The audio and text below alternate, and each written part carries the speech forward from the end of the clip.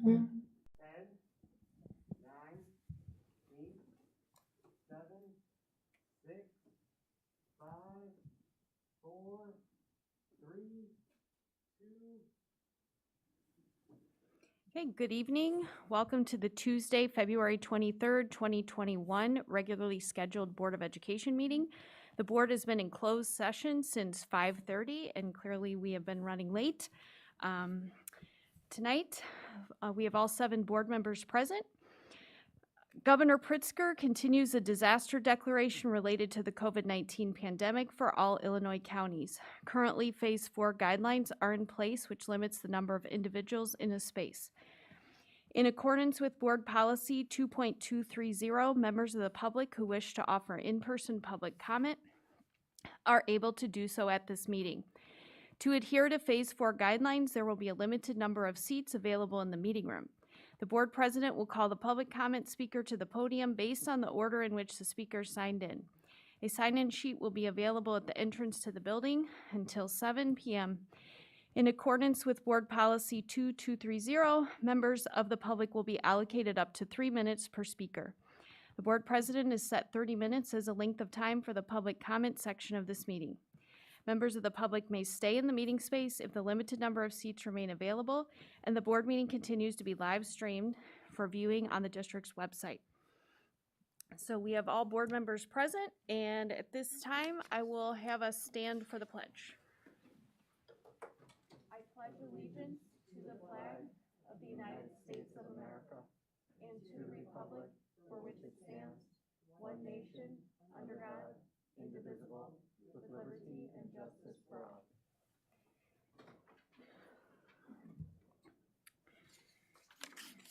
Right. As with all public comments, please note that it is the board's practice to listen to public comments with interest in what is being shared and not to provide a response or to engage in discussions.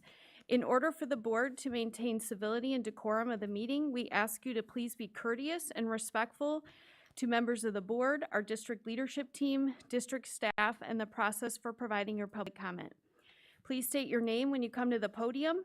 Please limit your comments to no more than 3 minutes so we can hear as many speakers provide their public comment. There will be a timekeeper. They will let you know when you have 30 seconds left, and then they will tell you when time is up and ask you to wrap up your comment. Written public comments received will be acknowledged, which at this time there are none, and they are not read at the meeting. Board members do review the written public comments and they are posted on the district website. So at this time, I would like to ask Jean Hogan is the first speaker. Mrs. Troutman, can you time, please? Thank you. Good evening. My name is Jean Hogan. I have previously emailed to thank you all for all your hard work, for the progress made thus far, and to commend all the teachers and staff at my children's school, Jefferson Elementary. But tonight, I am here again to continue to advocate for my first priority, my children and all the children in D205, and I will not stop advocating for them until they are all back in school, full in person, 8 a.m. to 3 p.m. every day. Last time I spoke here, I highlighted the studies and data demonstrating all the reasons students can and should be back in the classroom.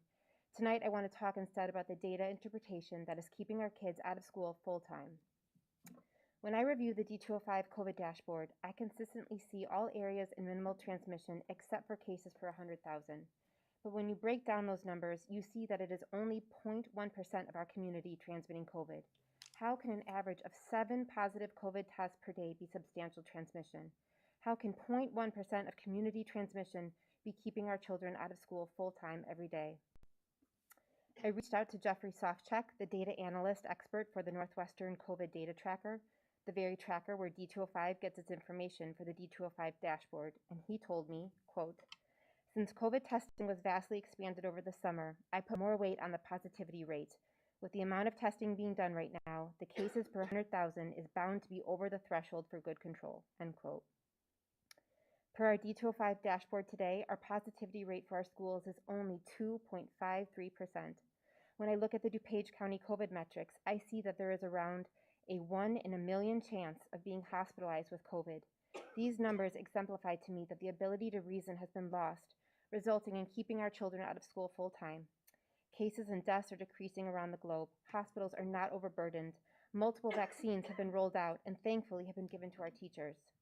There is no reason our students should not be in school full-time every day, just like Hinsdale District 181 announced for their kindergarten through 8th grade schools, just like D107, D25, D28, D53, D10, D12, D103, D106, and many, many more. We have a short window of time remaining this year to make up for all the educational hours lost since last March. There is no data or study that says 5 hours of in-person school is safe, but 7 hours poses a risk to teachers and students. As the weather improves, the students can eat lunch outside or even eat at their desks, like 30 every seconds. single private school in Elmhurst. I implore you to implement full-time in-person school at every grade level starting in March. Lastly, our community needs to hear a plan from the board and administration for next school year. Too many wonderful families are considering leaving D205.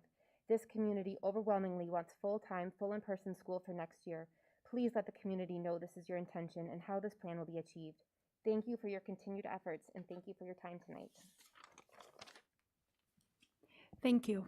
Next is Erin Arquilla. Okay, thank you.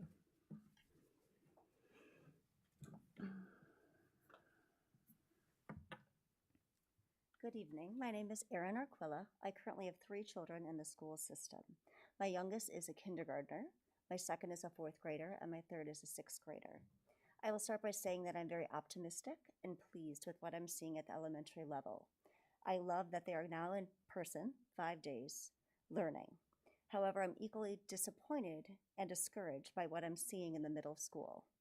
My son and every other 6th grader still, at the end of February, are lost in limbo, in no man's land, somewhere between elementary school and middle school. They never truly graduated elementary school, and they never really started middle school. They go sporadically, at best. It's most upsetting because this is the year when they need to learn independence. They need to learn how to manage organizational skills and make new friends with kids outside of their own elementary school. However, with the current inconsistent schedule and lack of hands-on learning, they are not getting this. They're left feeling helpless and alone. There are always hurdles and challenges with everything, but as parents and educators, we need to put our children first and find a way to make the best education and learning environment possible. We see shining examples of this all around, including our private schools here in our own town and even neighboring districts. So if we can't get this done for our children, what message are we sending them? What are they truly learning? I pray that we can develop a consistent plan that will allow our middle school children the opportunity to go in person as much as other grades and schools are this year. More importantly, our district needs to have a solid, cohesive plan for a 5-day in-person instruction across all grades and schools next year. If this cannot be done, then we collectively deserve to know in advance so we can have the ability and time to decide what we want to do for our children and their future education. Thank you very much for your time and commitment to the district. Thank you. Next is Kate. Sorry, I can't read it on the, sorry about that. Good evening. My name is Kate Voits, and I have 3 girls in District 205. Before being a stay-home mom, I spent 10 years teaching 8th grade U.S. history in River Forest. My youngest daughter, Blake, is in 2nd grade at Jefferson, Aubrey in 4th grade, and Andy in 6th grade at Bryant. My 2nd grader was extremely happy to return to 5 days in person yesterday, and my 4th grader is looking forward to next week. I'd truly like to thank you for your hard work and efforts in making this transition happen. Tonight I'm here to advocate for my middle schooler and all the middle school and high school students in our district struggling with remote learning, as well as the social struggles of attending in-person school, often only 1 day a week at Bryant and Sandburg. For our family, the struggle has been all too real. Out of respect for my daughter's privacy, I won't go into details, but I will say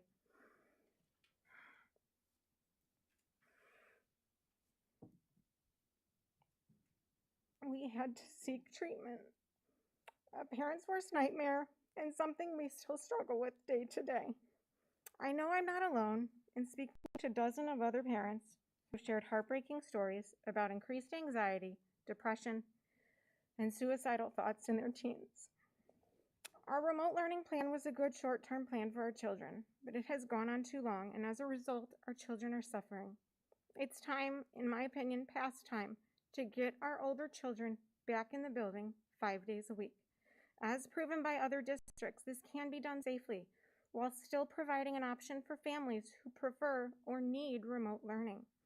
The parents in this community have agreed to COVID testing. Our children are wearing masks, and teachers are now being vaccinated. This community is willing to do whatever it takes to get our kids back in school. We cannot allow this mental health crisis to linger any longer. We must make our children's social and emotional health a priority now, and more importantly, a priority in the fall. Expressing optimism is not enough.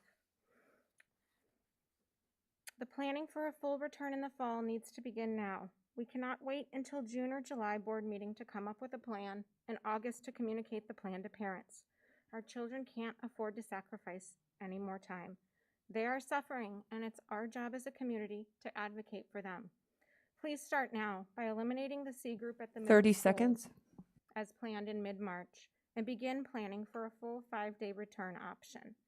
This community of parents is here to help in any way. Thank you for listening and for your continued support. Thank you. Okay, next is Becca Harpster.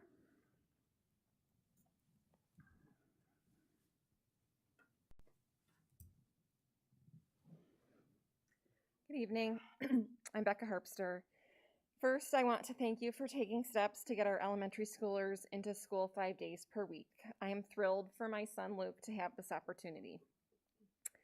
Next, my daughter Jillian is here with me tonight. She's an 11-year-old sixth grader at Bryan.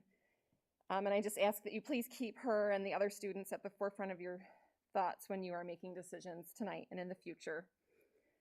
I'd like to take a look at some data with you. Number one, by March 15th, the majority of D205 teachers and staff will be fully vaccinated, protecting themselves and reducing transmission risk. Number two, by March 15th, our middle and high schoolers will be tested weekly, enabling early detection and reducing the risk of exposure among students. Number three, universal masking is happening in all of our schools. According to data from the Mayo Clinic, when 2 people wear masks, exposure risk goes down to less than 0.5% regardless of distance. They tested this at 6 feet, at 3 feet, and at 1 foot. And all of those distances carried the same extremely low exposure risk when masks were worn. Number 4, we have other layered mitigations that have been working great: cleaning, disinfecting, hand washing, sanitizing, screening for symptoms, and quarantines. Number 5, our metrics continue to get better. Last I've checked for our Elmhurst D205 metrics, we are at 90 cases per 100,000, or 0.09% of our community has tested positive for COVID this week. If you reverse that, that's 99.91% of our community that is not tested positive for COVID in the past 7 days. Number 6, we have only 1 case of transmission in our schools the entire time we've been in person. This is very similar data to studies by the CDC, Duke University, and the Chicago Department of Public Health. There is an abundance of similar data that says COVID is not transmitted in schools when mitigations are employed. If we aren't comfortable sending our kids to school full-time now, when will we be? We have been slow and methodical enough. The entire state of Florida has been in school for 7 months. Parochial schools in our own community have been in school full-time for 7 months. Why are we continuing to delay decisions to get more data? We have enough data. The default position 30 seconds. should be fully open schools. Why is the burden of proof on us as parents to prove that schools are safe? Show me the data that says with vaccinated teachers, tested students, universal masking, and other layered mitigations that schools are unsafe. If you can't provide us with this data, I fully expect you, the Board of Education, to stand up for our children and make a motion to send our middle schoolers back to school 5 days a week starting March 15th. Enough is enough. That's time. No more baby steps. We are losing this race by a mile, and this is not just an athletic competition. Thank This you. is a race for the welfare of our children, Thank you. for my daughter Jillian, and for every child in District 205. Celia Thank you. Gribbs.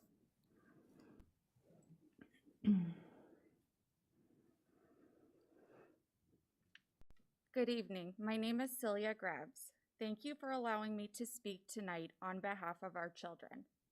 My sixth grader at Bryan has been to school only 18 half days this school year. This is unacceptable. The lack of education is concerning enough, but I am most concerned with the massive loss of social emotional learning for our kids. Milestones missed and time lost that they will never get back.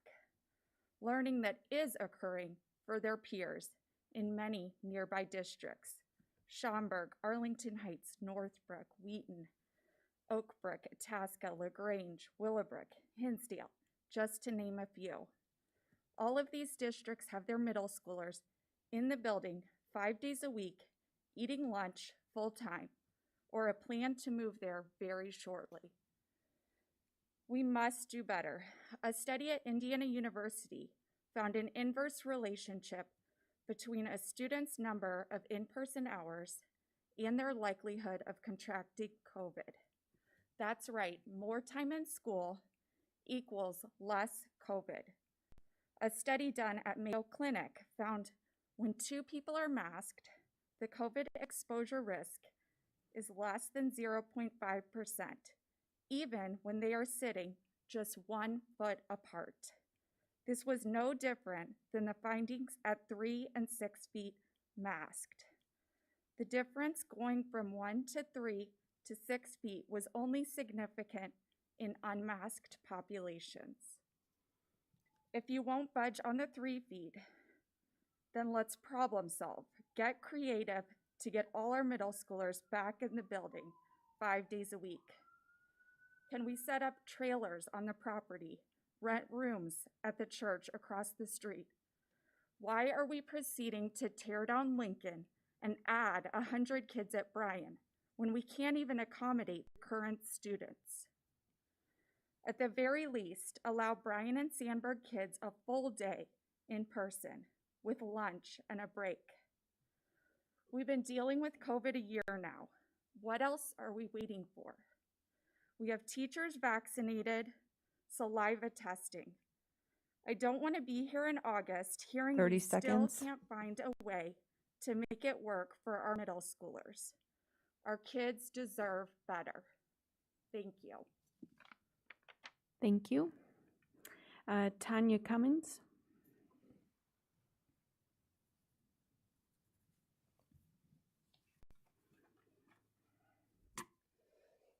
The following is an email exchange with a representative of the Illinois State Board of Education, and I quote, "Can you please share the policy surrounding the legality of a school district in Illinois making mandatory COVID-19 saliva screening a requirement for in-person learning?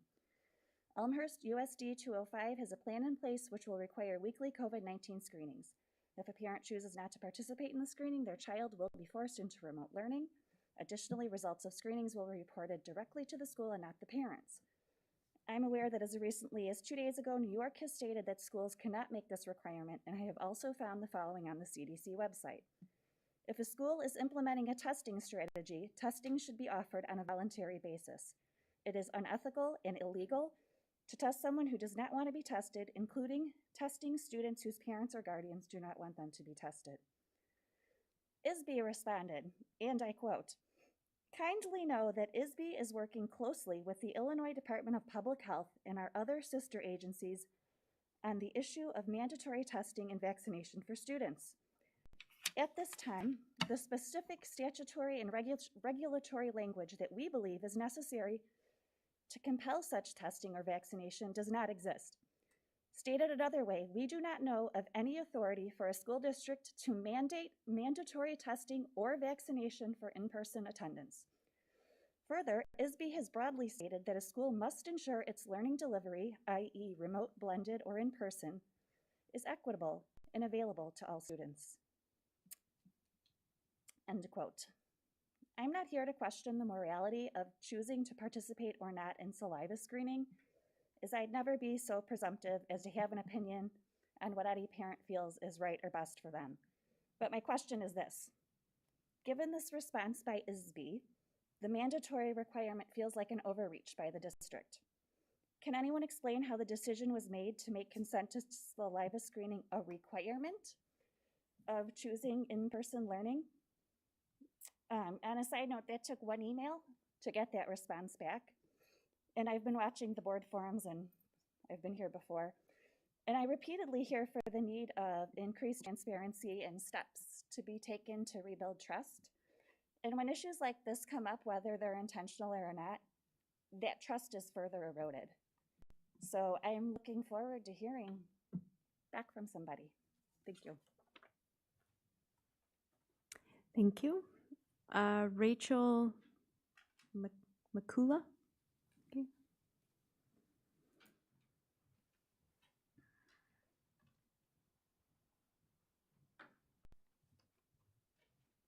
Good evening. My name is Rachel Makula. I have 4 daughters in the district, 2 at York, 1 at Sandburg, and 1 at Edison. I'm also a mental health therapist in the western suburbs. I've been practicing for over 20 years. It is with great concern that I stand here tonight as both a parent with 4 children attending District 205 and as a mental health therapist working in the western suburbs. While I am glad to see that you are starting to implement more in-person learning across the district, your plan is far from acceptable. All children in the district should be offered the opportunity for a full day of in-person learning. If this means that you start with the elementary age students by letting them eat lunch, as you've heard tonight, some creative ideas to make this possible, let's do this, please. Teachers are being vaccinated, we have a universal mask policy, and we have agreed to 3 feet of social distancing, and the metrics continue to drop. You can definitely get creative and figure out a way to make this possible. Schools all over the world and in our own backyard have been doing it for months. What is taking so long? The parents in this community have asked over and over what we can do to make this happen. Please tell us what else we can do. I'm extremely concerned with the lack of attention given to the middle school students at Sandburg and Bryan, who are still stuck in a plan to only return with the hybrid A/B model come mid-March. Human growth and development teaches us that middle school age children are in the prime of their growth. The brain growth that occurs between the ages of 10 and 15 is the second greatest in human life, second to ages 0 to 5. We also know that middle and high schoolers learn best through interaction and activity, yet your plan continues to put these well-known facts on a back burner and leave our adolescent population of this community stuck in some robotic form of education we have come to know as Zoom mayhem. Couple all of this with the fact that the rates of depression, anxiety, post-traumatic stress disorder, and other mental health issues are increasing at alarming rates among our school-aged population. Some mental health agencies have waiting lists that are 6 months long 30 for services seconds. for children and adolescents. Children and teens are suffering. The sense of anxiety, isolation, loneliness, worthlessness, hopelessness, and uncertainty is only exacerbated by remote and hybrid education. The lack of motivation I encounter is astounding, and this from students who are normally A and B students are now barely passing most of their classes. The self-loathing and loss of sense of self only continues to contribute to the depression rate increasing among our youth. With this, we see a rise in suicidal thoughts and tragically suicides among our youth. Thank you. As a nation, our systems have historically failed most of our children. Please don't be one of these systems. Please put bureaucracy and politics aside and do the right thing. Please stop waiting around and expedite your plans and give all the students in the district the choice to be in school full-time now. Yesterday is not soon enough. The health, wellness, success, and future of our children depends on it. Jen Hopkins.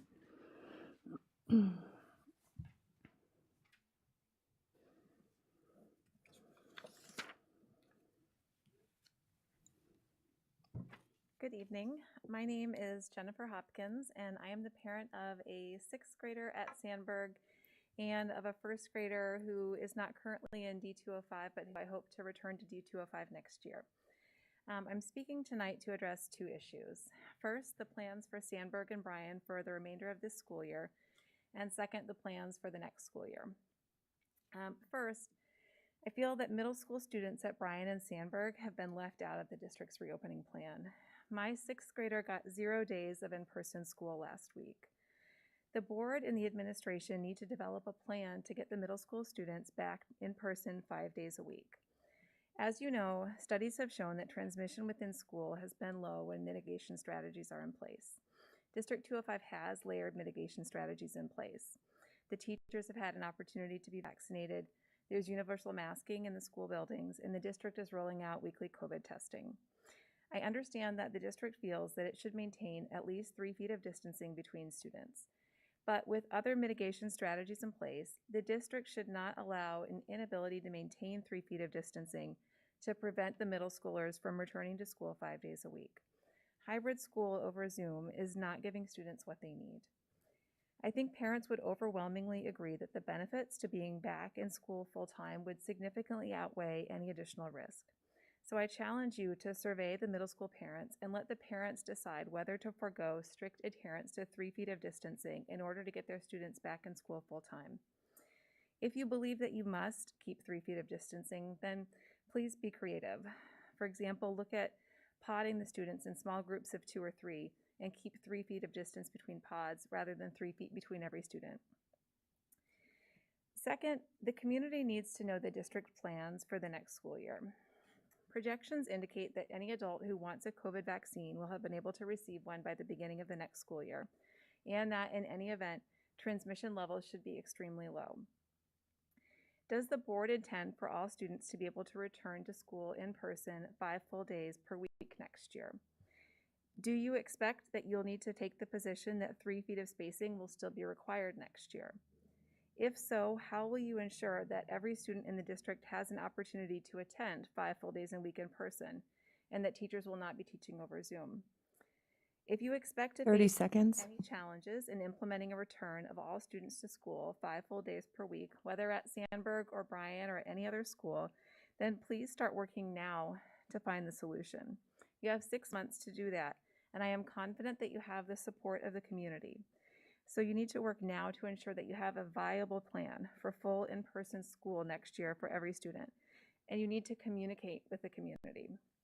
Many parents have lost confidence in the board and the administration, so Time. show us that you have a plan and that you're prepared to do what it takes to return all students to school full-time. Thank you. Okay. I think there are a couple comments. Yes. There are 16 public comments Okay. listed. Thanks.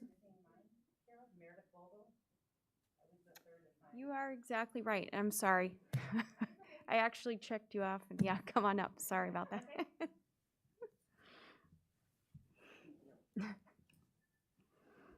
Hi, my name is Meredith Vogel.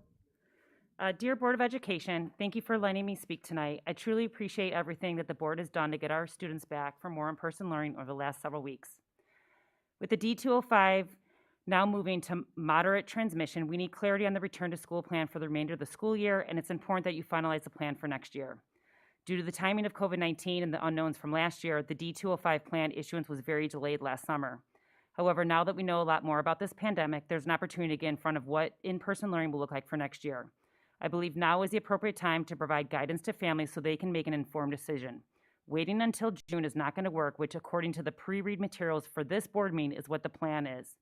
It is becoming extremely difficult for students to get into private schools, and I believe as a community we are owed a complete plan for next year so families can make this informed decision on what is best for their family.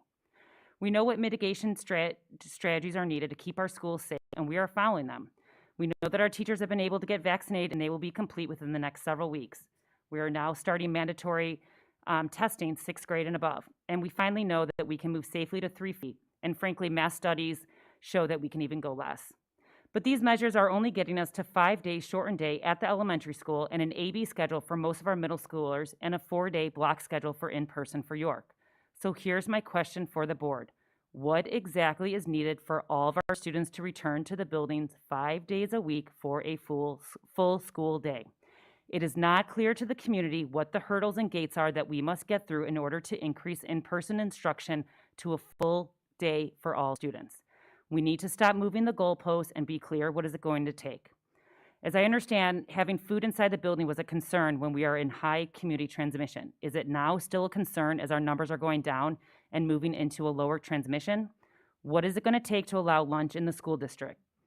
District 181 in Hinsdale announced full in-person beginning April 5th, kindergarten all the way through their middle school, and this includes lunch. There are many other schools, as we know, and of course we know that all of our private schools have been doing this all year.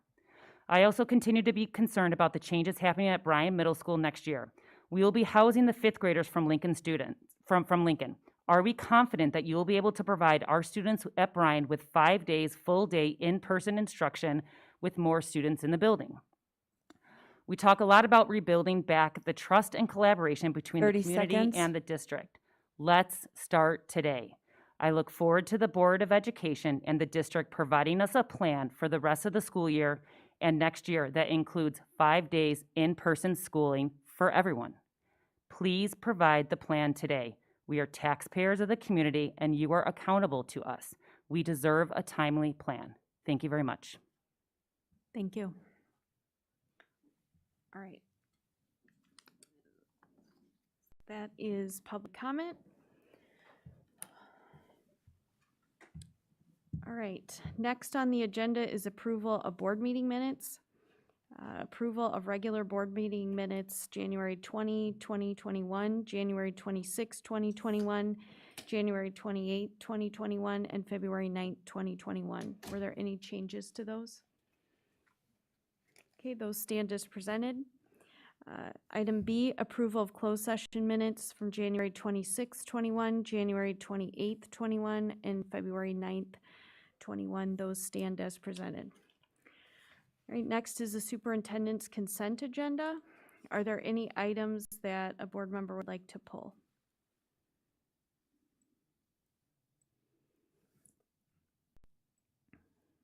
Okay, so if not, then if I could have a motion for the superintendent's consent agenda.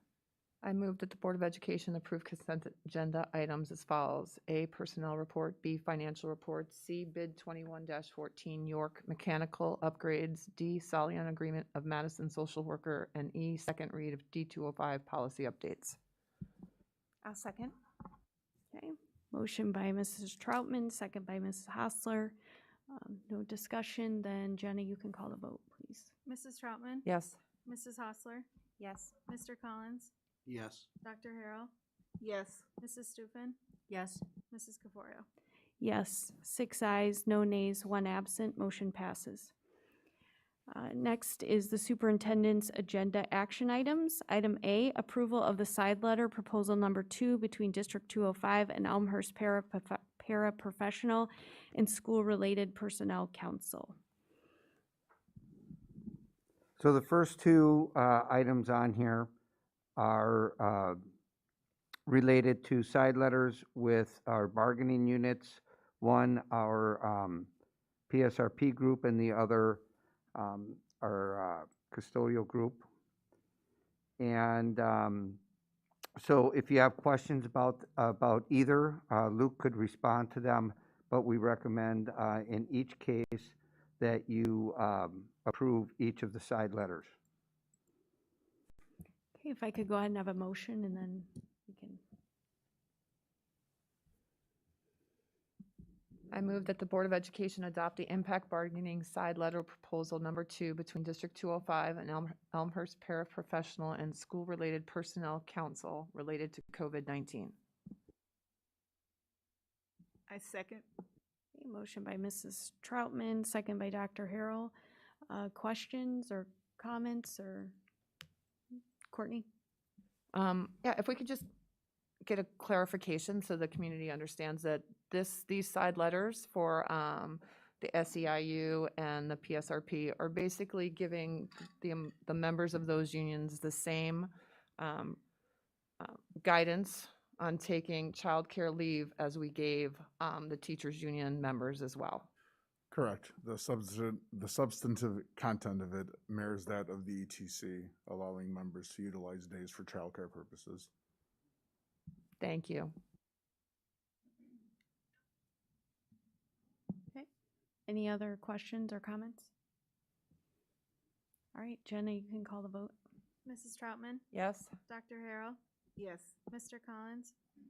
Yes. Mrs. Stufen? Yes. Mr. Kaczynski? Yes. Mrs. Hostler? Yes. Mrs. FOIA? Yes, 7 ayes, no nays, motion passes. Item B, approval of childcare side letter for 2020-2021 school year between District 205 and Local 73 Service Employees International Union. Go ahead and ask for a motion. I move that the Board of Education adopt the impact bargaining childcare side letter for 2020-21 school year between District 205 and Local Number 73 Service Employees International Union related to COVID-19. A second. Okay, motion by Mrs. Hostler, second by Mrs. Troutman. Any comments or other questions? Karen? Yeah, Luke, can you just give us a thumbnail as to what it is in the side letter again? Sure. And again, this is, again, just in regards to childcare, same substantive language that we utilize for ETC and the PSRP side letter, allowing staff members to utilize up to a certain amount of days in regards to childcare if necessary.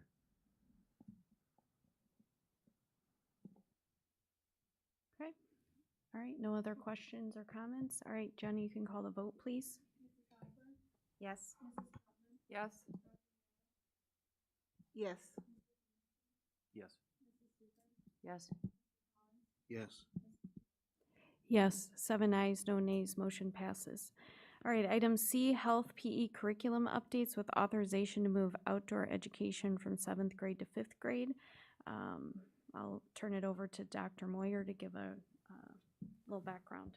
Yeah, so last board meeting, we presented some information on our health and PE curriculum, and we indicated that that has not been reviewed for an extended period of time, and that we were not adequately covering health standards in our elementary grade levels, and that we wanted to increase our focus on SEL.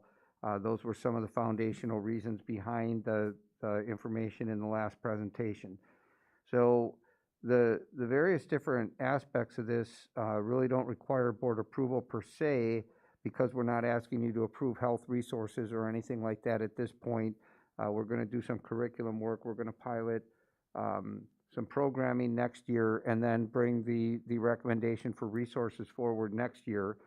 But we know that there were some things that were important to people, like maintaining the relationship with the police department. That is reflected in the proposal.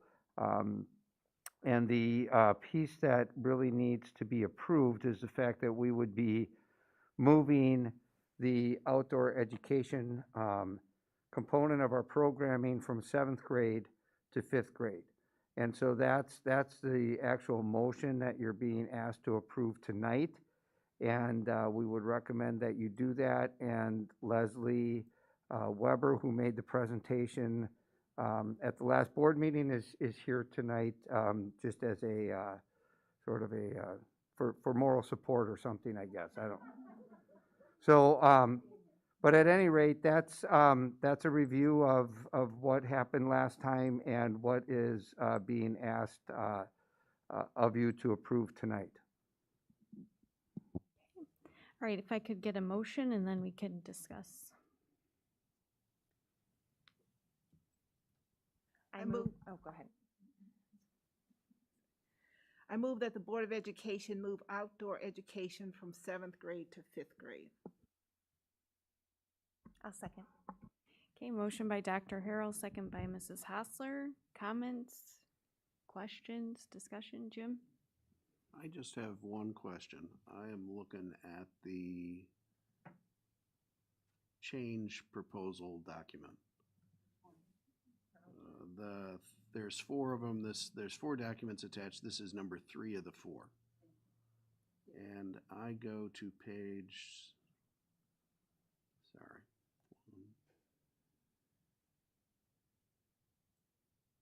Yeah, page 2 of it. And under impact on staff, it says decrease the need for teacher stipends to plan and attend outdoor education, decrease the need for adult supervision and building substitutes for multiple days.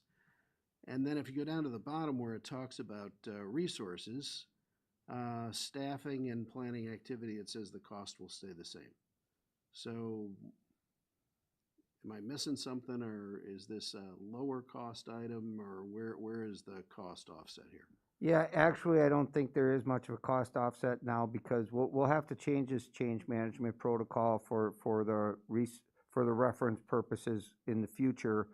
It doesn't really affect the motion, but originally we wanted to scale this back to 1 day, and the board was not supportive of that, so we kept it at 2 days. And when we edited the change proposal, we probably missed a couple pieces in the document related to those cost factors and sub factors. So we can change those parts to be accurate, but it doesn't substantively affect anything with the program. It just ends up being cost neutral, closer to cost neutral, instead of having any kind of cost savings associated with it. Okay, so it's staying a 2-day program, and therefore the cost stays the same. That is a perfectly adequate answer. Yes. And that was my point. I really, since you're changing it, and on page 1 of that document, I'd like to see it read, so it's clear, after this board and people in this room may not be here, have it read a multi-day overnight experience. So that it's clear moving forward that that's what the intent of this vote is, and that's the intent of the support of this change. Yeah, that language can be changed. I just think it's good for everybody that'll be participating at the 5th grade level to understand that it's a multi-day overnight event, that we're moving from 7th grade to the 5th grade experience.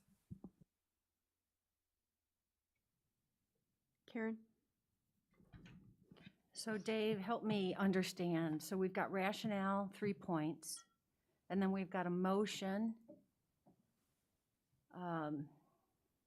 Yeah, the That's just rationale- specific to the outdoor education movement from 7th to 5th grade.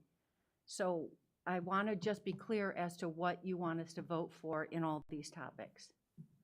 Yeah, the rationale, really, to be honest with you, is not directly related to the motion. It pretty much just summarizes a couple of highlights that are in the memo. The rationale for moving to 7th grade to 5th grade is in my memo, and I will read that for you.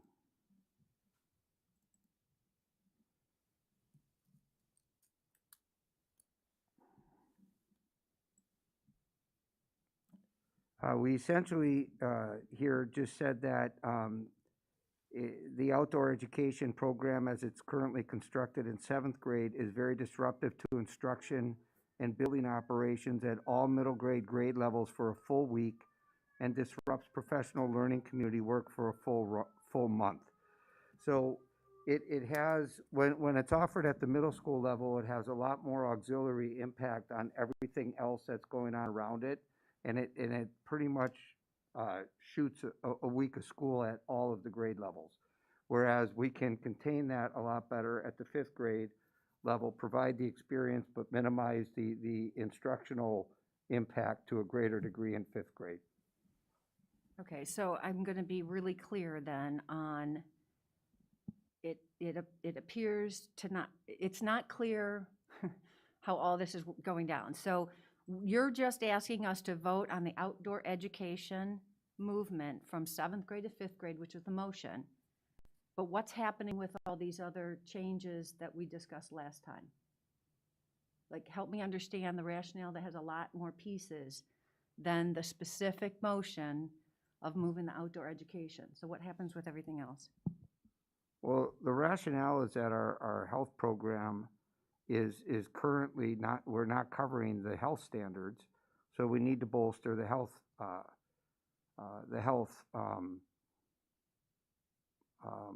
experience at the elementary grade levels. The current DARE programming is not, in all cases, aligned with the standards and takes 15 to 17, I think, hours out of our instructional time throughout the course of the year. So what we're doing is we're ensuring that our actual health curriculum is aligned with the standards and that we actually are teaching health. Because right now, for the most part, it's not happening. Then we are going to, instead of implementing the DARE program in its current form, we're going to use the police officers to support those concepts in the school with the students in a similar way, but they're going to be doing that in coordination with our teachers to make sure that piece of our partnership is aligned to and supporting the actual health curriculum and the standards. So those are all things that are part of our curriculum work. The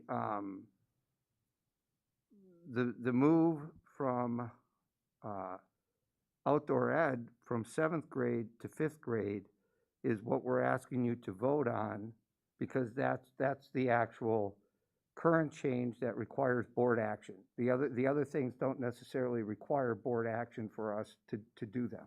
We're just informing you that that's part of the overall comprehensive plan. Okay, and that last part is really the clarification that I wanted everyone, me, but even the community to understand is the other changes do not require board action, so it is at the administration level that you all can make those changes without specific board approval. The only item here that requires board approval is movement of the outdoor education. And that is correct for this year, because the health curriculum, they're doing the standard rewrite, they're going to pilot some resources, and they're going to make the actual formal health curriculum recommendation that would require board approval next year.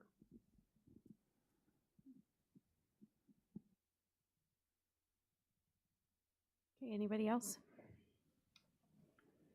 All right, you can call the vote. Dr. Harrell? Yes. Mrs. Hostler? Yes. Mrs. Troutman? Yes. Mr. Collins? Yes. Mr. Kaczynski? Yes. Mrs. Stufen? Yes. Mrs. Gaforio? Yes, 7 ayes, no nays, the motion passes. Okay, next is superintendent's communication. The first item is COVID update, and before I turn it over to Dr. Moyer, I just wanted to say that, probably from now on, you will see this as an action item so that we can make sure that as we move forward, we have the ability to be nimble and take action on whatever is needed to continue moving forward. As a reminder, in December, the board made a commitment that we were going to stay open, and then continue to build on our experiences. So we I want to say thank you to our K through 2 teachers who have welcomed all their classes, full classes of kids in every day. I just think that it is important that we note that that's happened, and we're very grateful for that. And next week, I believe 3rd through 5th begins. So I want to say thank you also. 2 weeks ago, we voted in testing. And over the weekend, a big thank you to the PTA Council President, Michelle Huber, who worked with the PTAs and the foundation and organized quite an operation in this room, actually, to assemble the kits. I know a few of us were able to stop in and see that and help out. And it was really great to see some of the York High School students were here to help out, and they are packaged up and probably delivered to schools already. So just wanted to say thank you. There's, the community is really supporting our schools, and that's, we really appreciate that, and grateful that the teachers are, I know it's a lot to change the schedule and get everybody back in. So I just want to say thank you for that as well. So I'm going to turn it over to Dr. Moyer to give an update, and then how we're going to discuss and come to consensus on moving forward. All yours. Okay, so if you go to the next slide that shows the trend lines, you'll see that generally speaking, did we go 2?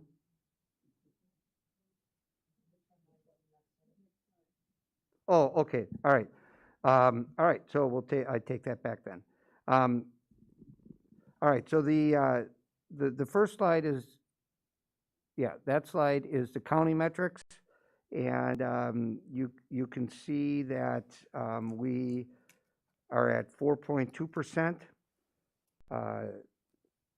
with this report as compared to 4.4% in positivity, and that our cases per 100 are at 128 as compared to 133.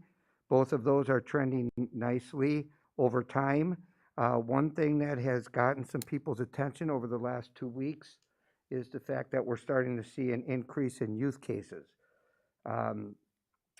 When we get to the local metrics for the district, you'll see that they mirror the county in terms of the positive trend, and the county trend is shown there, and you can see that we have been coming back down over time, which is good.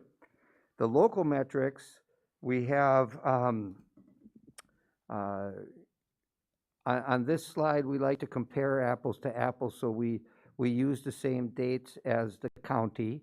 But I can tell you that because this information is updated daily, that as of yesterday, the numbers with our local estimated metrics, which includes our attendance outside of Elmhurst proper, it's an estimated number, but it does include some of those other communities. We are at 107.8 per 100,000. That's 7-day averages. These numbers are always 7-day averages. A week ago, we were at 111. However, we're at 4.4% positivity. A week ago, we were at 3.3%. So a little bit of variance there between the county and the local, but in both cases, still classified as being in substantial risk. And then the next slide shows a similar trend line recently with our local metrics. Then our local factors have been pretty steady. So when we go through those numbers, you're going to see that has not been a lot of jumping around. So we can just kind of go through those, and you can see they've been pretty stable. And then the next one just outlines the safety precautions. I will say, when you go to the next one thing we did talk about is that you see we changed the local metrics to reflect 3 feet for size of instructional groups, but we also will, once we start testing, be adding a category on there that has information about our testing. Now, the next slide shows you where we've been and where we're going. And so the first note is that as of Monday, we had all of our K2 students back in. Starting on next week, Monday, that will scale up to 3-5. And so next week, we'll have all of our elementary students in 5 days a week. Starting March 5th through the 15th, we're anticipating that is going to be the window for the first part of our upcoming community engagement that we had told you we were going to work with the community on identifying priorities and getting some input into our planning for the future. And that starts with a thought exchange survey that will likely begin on March 5th and close on March 15th. Also, we are working with one of our local doctors to create a video on quarantines and testing.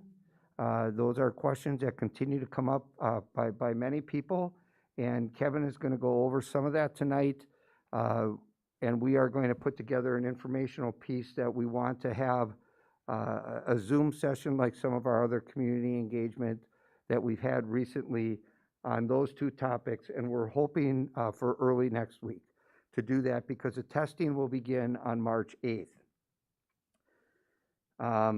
What we will also be doing on March 8th is having our second meeting with our medical panel. We will review our implementation, we will review our numbers, and we will begin to get some input from them on some of the things that we need to do with future planning about scaling middle school up to 5 days a week, about any additional research that is out there, any additional information on the variants that's out there.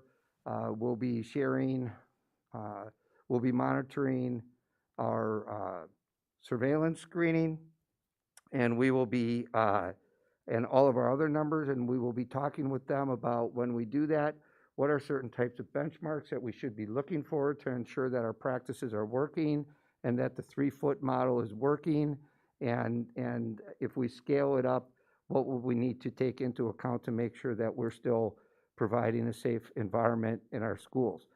We expect that many of our teachers will move through their second round of vaccines, and that cycle will be close to complete the week of March 15th, although it will extend a little bit beyond that, but many of our people will be through their second vaccines the week of March 15th. Knowing that there's 2 weeks required for full immunity, and that we have spring break coming up, and we want to monitor some quarantines and make sure that if we do bring people back at the middle school 5 days a week with these, knowing that we're going to compromise 3 feet of social distancing, we want to make sure that we confer with the medical panel on March 8th that all of the steps that we take to do that we're providing adequate safety at our schools. And so the goal would be then to come to the March 16th meeting and be able to present what that plan would look like and some more specific timelines about when we think that would be possible. The planning for next year has already begun. We know that this spring is going to be considered a foundation, and that anything we do moving into next year, the expectation is going to be that we continue to expand that to the greatest degree possible to increase the in-person learning and get closer and closer to what people would consider their pre-COVID school experience.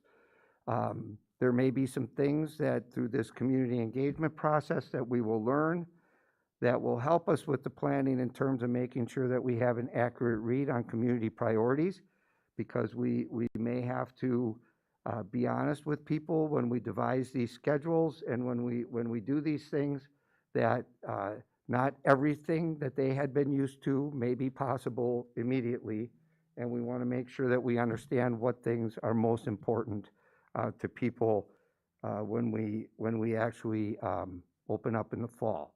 So that's information on projected next steps. And then the next couple of pieces would be Kevin on vaccines and quarantines. So we have spent countless hours and lots of emails getting our staff who wanted to get vaccinated, making sure that they actually get a vaccination. So want to publicly thank Edward Elmhurst Hospitals, Metro Infectious Disease Specialists, and then there's a whole bunch of just different community providers through Walgreens, Hy-Vee, Mariano's, different community providers who are vaccinating some of our staff, and so that would be out there. We would estimate right now that between 60 and 80% of our staff have received at least one dose at this point. DuPage County has fully vaccinated around approximately 5% of its residents, and at least 10% of its residents have received one dose. And we are still well ahead of pretty much every other school district in the county at this point in terms of where we stand with vaccinations. We are going to continue to provide information about the vaccine and vaccination clinics to our stakeholders. I know that Dr. Moyer sent some information to all of you about the vaccination clinic that took place at York that was in the newspaper. We, as Dr. Moyer just mentioned, are actively planning for the second dose. The second dose can, in many situations, come with additional side effects. We know that we can't have all of our teachers out at once and those sorts of things. So it's required a little bit of coordination. And so we are working with all of our principals and all of our other administrators to make sure that we are not shutting down school and we're not providing remote learning, and we're not, all of that stuff is not going on in mass situations. I just want to say something about the county, build off a statement that Kevin made. The county's goal was to have 80% of the people in 1A and 1B, which is 250,000 people in DuPage County, fully vaccinated by April. And in order to do that, they needed 18,000 doses per week. The most they got, I think, 1 week they got 14,000, and 1 week they got 12,500. So they were already behind. Last week they only got 2,500. And so there's a lot of frustration with a lot of people trying to access these vaccines. And the county health department is doing an unbelievable job. It might help a little bit when the federal government starts sending some vaccines directly to some of these other providers that Kevin was talking about, the Jewels and those groups. But right now, people have developed the infrastructure to get the vaccines out. They don't have the vaccines. So I'm just, just as a big picture kind of comment, I just wanted to let people know what they're wrestling with. So Kevin, go ahead. Thanks. There have been some questions that people have raised about quarantines, and so wanted to just address those here this evening for you. So really no two quarantines are the same for anybody in the district. It really depends on classrooms and the size of the classrooms. If they rode the bus, if they are athletes, that's gonna change the quarantines. The student locations in the classrooms, you'll see some diagrams here in just a second. We are following information from the Illinois Department of Public Health and the DuPage County Department of Public Health about required quarantine timelines. And I know that many of our families have said to us, why can't we shorten the quarantine timelines? And what we have continued to be told by the DuPage County Department of Public Health is that even with testing, even with all of our mitigations, even with everything that we are doing in all of our schools, the deciding factor here for quarantines is close contact. And if our students are passing and in hallways, if our students are riding buses, if our students are closer than 6 feet, then that is considered a close contact. And so their quarantines are going to be 14 days.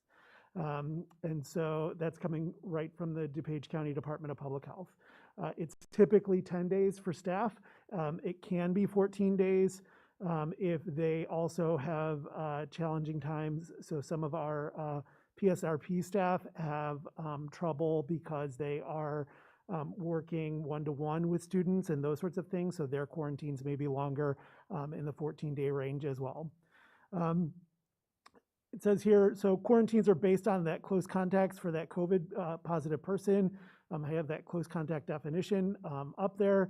So within 6 feet of a COVID positive person for a cumulative total of 15 minutes or more over a 24-hour period. So like that's really a long time. So if I see Karen in a couple of my classes and we sit next to each other only for 5 minutes in 3 classes, that is considered a close contact because it is 15 minutes or more in my 3 classes. And so those are the things, that's why I said no 2 quarantines are the same. And so this is really, it takes up a lot of contact tracing time of our staff.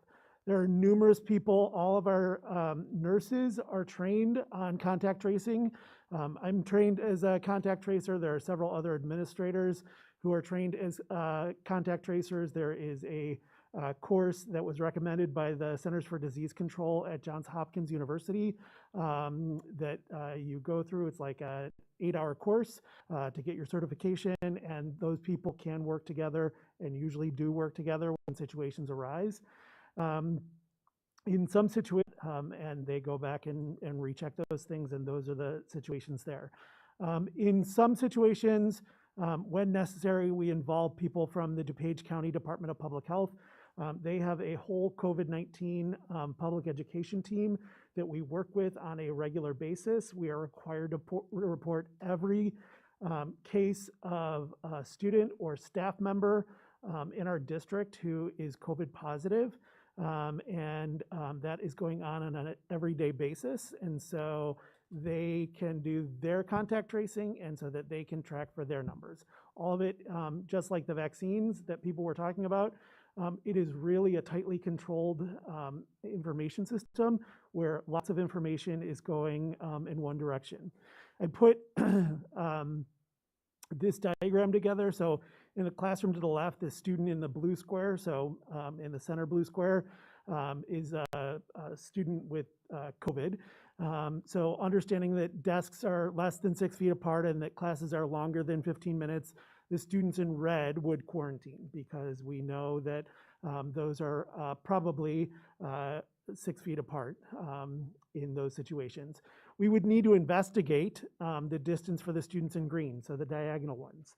And so this is why we need to do a little bit of contact tracing and figure out really what does that look like, and we do nose to nose, and we've talked about this before. The students in gray, or it looks like white up there, or at the gray or white desks, would not need to quarantine. So there is a little bit of a misnomer out there that when we have a COVID positive student in a classroom, that we quarantine the entire class. That is a really big misnomer, and I want to put that myth to rest. So that is the first diagram that we have out there. This is the second diagram that I want to put out there, which is the blue student again, is a student with COVID. The red are the students who we definitely know would need to quarantine because they are 6 feet apart, nose to nose. And the green students are the ones who we would need to investigate. Students in gray would more than likely not need to quarantine. So where it gets a little bit complicated is in situations like this, where we are in like a laboratory situation, or where there are tools and where the students are rotating around the lab. And so, you know, at the high school where we have longer class periods, so the student in blue is COVID positive, and that student in blue may have moved, you know, may have been at all 3 of the stations at that table. So we need to do a lot of contact tracing there and figure out which of the students at those other 2 tables he or she was closest to during the class, and figure out so that we're not over quarantining. So again, there's a lot of contact tracing that goes on, and we do that with the teachers and we do that with the students. We work really hard to do that and do it correct in all of our situations. So the CDC has updated guidance for people who have already received the vaccines in terms of quarantines. That information has not yet trickled down to IDPH. We do expect that. I've seen it like in some of our nursing updates. The nurses have sent it to me. It has not yet come out yet officially from IDPH. Both CDC and IDPH continue to recommend isolating people with symptoms and quarantining people who are in close contact with a COVID positive person, regardless of whether you've had COVID or not, regardless of whether or not you've had a vaccine. So that is their that's their guidelines. That is where they're at right now. That may change eventually. There is also this myth out there that everybody at all of our schools have already had COVID. I want to put that to rest here. Approximately 3.7% of our students and 9.2% of our staff have been diagnosed with COVID at this point, and we've had approximately 420 COVID positive people reported. There's finally this one last question about travel quarantines, and they're based on high-risk behaviors. It's not based on where you go or what you do, or not what you do. It's not based on where you go.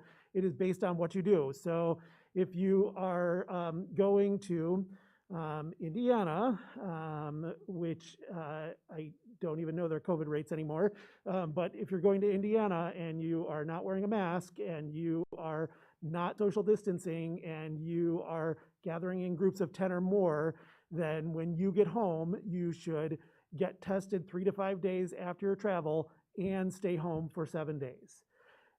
Or stay home for 10 days after travel. That's what IDPH recommends.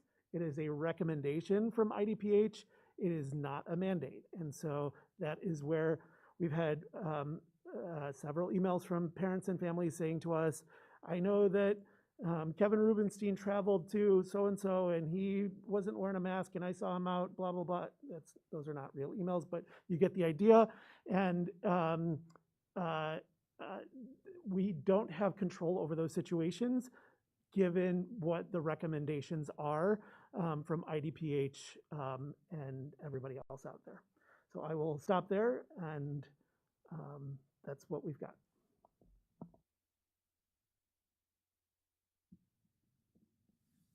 All right. Is that it? Okay. All right. So can you talk about middle school?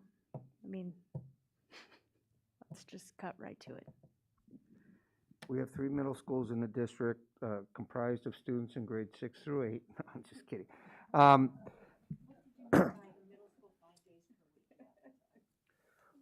Well, I mean, first we want to get the testing in place and get our people vaccinated and get the routines down at the schools related to new distancing requirements and all of those different kinds of things effective March 15th, and meet with the doctors on March 8th and begin to talk about what are the metrics we need to look for, what are the various different things that we have to take into account if we were to bring back everybody, and knowing that we would not be able to preserve 3 feet of social distancing throughout the day at our schools in that scenario. And we want to take that into account, and then we want to come back on March 16th at the board meeting and explain to you what we think, based on that advice, is a logical approach to getting the kids in 5 days a week. We understand that the students need to be in school as much as possible. And so, you know, our goal is to do that. We just want to make sure that we consult with our people and have the information we need to be able to say what do we need to do when that becomes a reality. Okay. All right. Somebody else? Jim?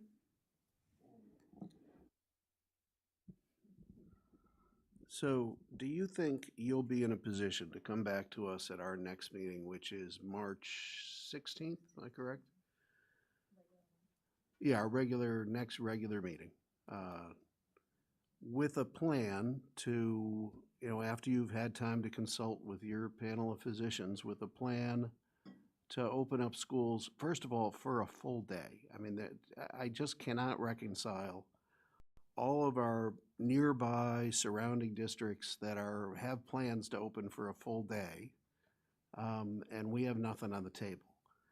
The other reason I feel that is important is we cannot spend the summer with our parents speculating whether we're going to open for a full day in the fall. Before the end of the year, and my suggestion would be early to mid-April at the latest, let's prove to our parents that we can operate for a full day, 8 to 3, whatever the normal school operating hours are at different levels, and do it safely. I mean, what I have trouble with is, there's research that shows that kids are safer in school than out of school. I think one of our public comment people pointed that out. We've just got to find a way to reopen and be able to pivot in both directions. And what I mean by that is reopen, but if these new strains of COVID are so contagious that masking and all of our safety protocols cannot contain them, and our testing will monitor that, that we be prepared to shut down, a classroom, a school, as we need to. But we need to lean on the side of being open, because there are so many school districts in so many states that have remained open, and to my knowledge, there has been no calamity that has occurred. So, as a matter of will,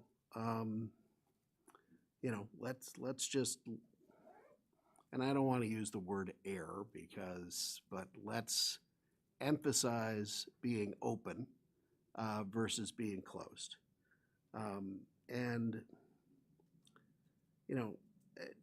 given the research study that was also cited, came out in November. I don't even think it's been published yet, but you can find it on Mayo Clinic's website, that shows that masks are effective and have roughly the same effectiveness at 1, 3, and 6 feet.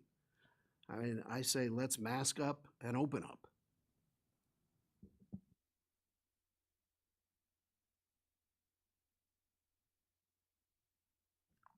Chris?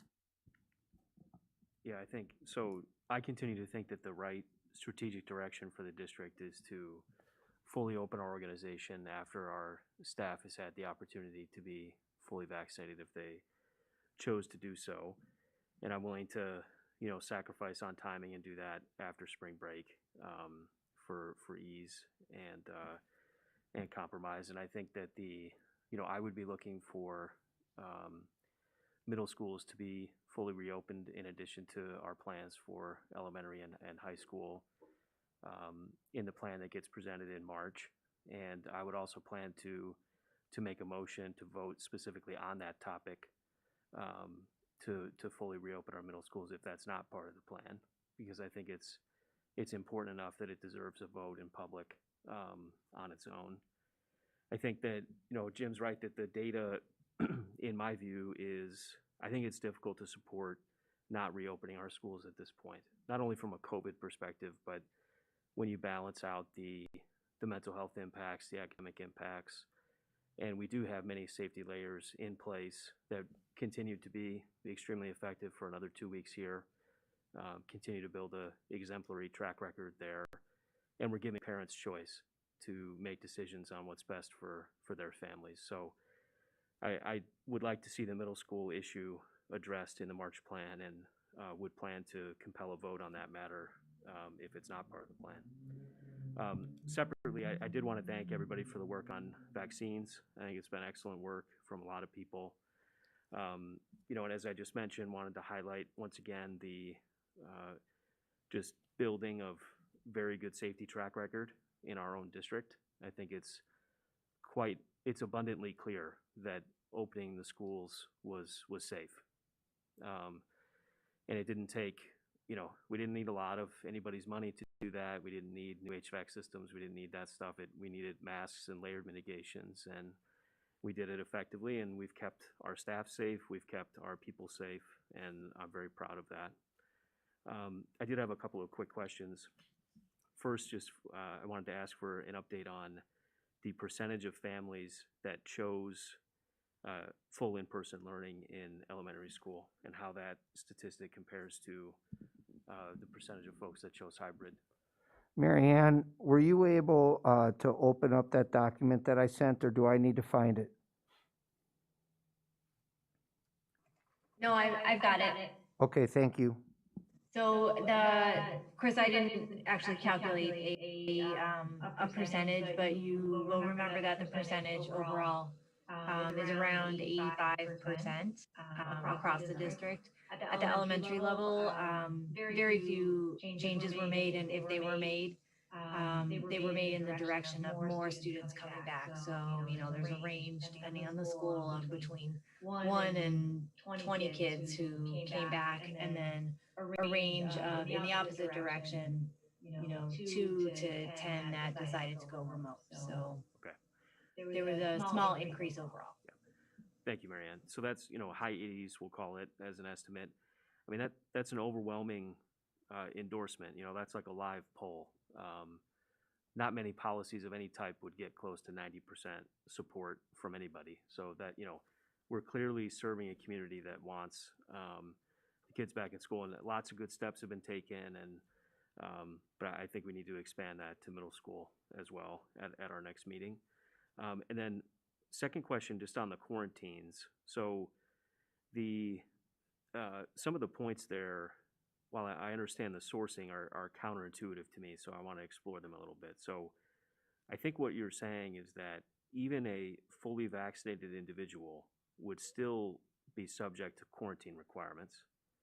And even if someone already had COVID, that they would still be subject to quarantine requirements. And so I just want to, am I correct in that? And then, you know, have a little discussion on that. You are correct in that. Those are the current guidelines from the Illinois Department of Public Health. Okay. So that, I would appreciate it, Dave, if you would bring that up with the medical panel on the 8th, because it's very it doesn't sit well with me that a fully vaccinated person would still be subject to quarantine for exposure, number one. And number two, I am aware of folks that have had COVID before. There's a 90-day window. You know, folks can take an antibody test. And I just want to make sure we're, you know, pushing on that a bit, because that seems like the absolute most conservative possible view. And I'm not sure that like, what is supporting that in terms of data and whatnot. So My understanding of what's supporting that is that there's no definitive research. They believe that vaccinated people may still be able to transmit the disease. And so even if they don't get sick and have symptoms, they may be capable of passing it on. Yeah.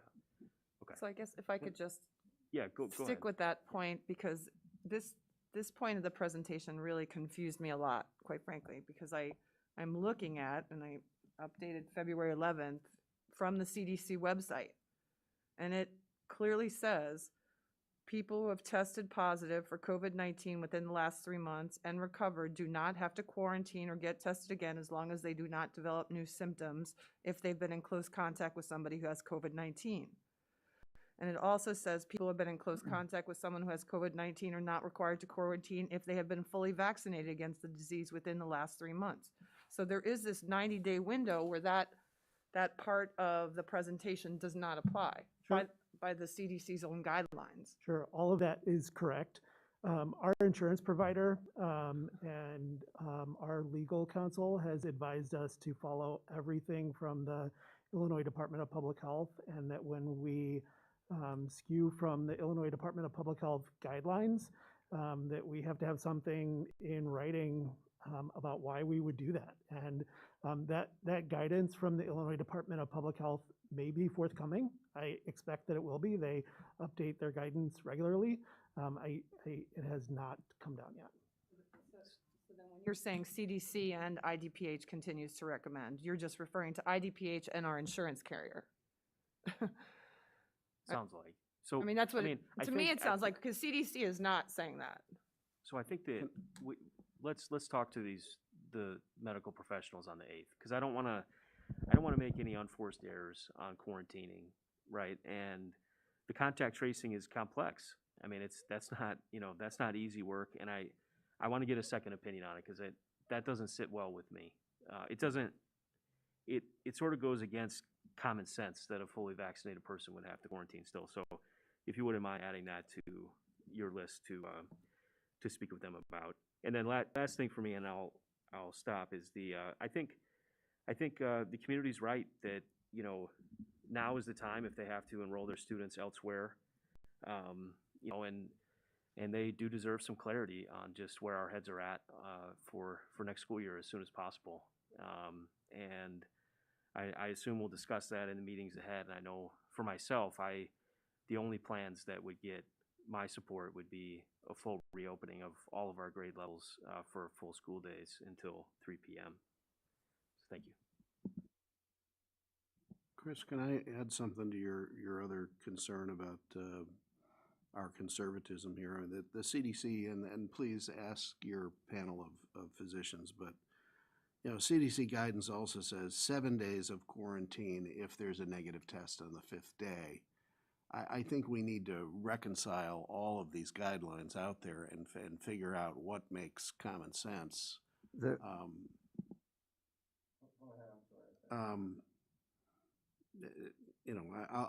leave it at that. I just want to make sure that our staff, your staff of medical consultants are being asked for their guidance on this as well, because this is information that does seem to change week to week.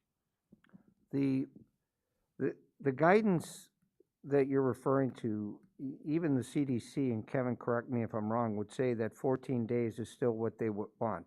The reason that they changed their guidance is because so many people were just refusing to quarantine and refusing to get tested that they shortened it up, helping that it would help a little bit, and more people would actually quarantine if it was a shorter period of time.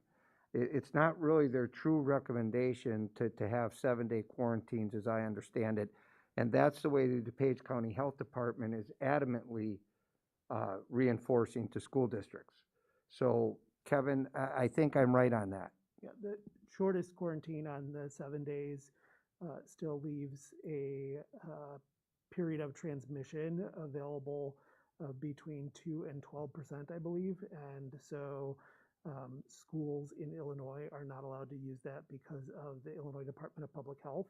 To your point about confusion between all of these agencies, CDC continues to recommend in their most recent guidance about 6 feet, and IDPH recommends something else, and DuPage County recommends something else. And so all of it is, we have to go based on what is our best recommendations from the most local source. So the fact that the entire state of Iowa is back to school has no influence on our decision. Is that what you're saying? Because of the fact that we are governed by Illinois laws. Can I just ask a question related to the same?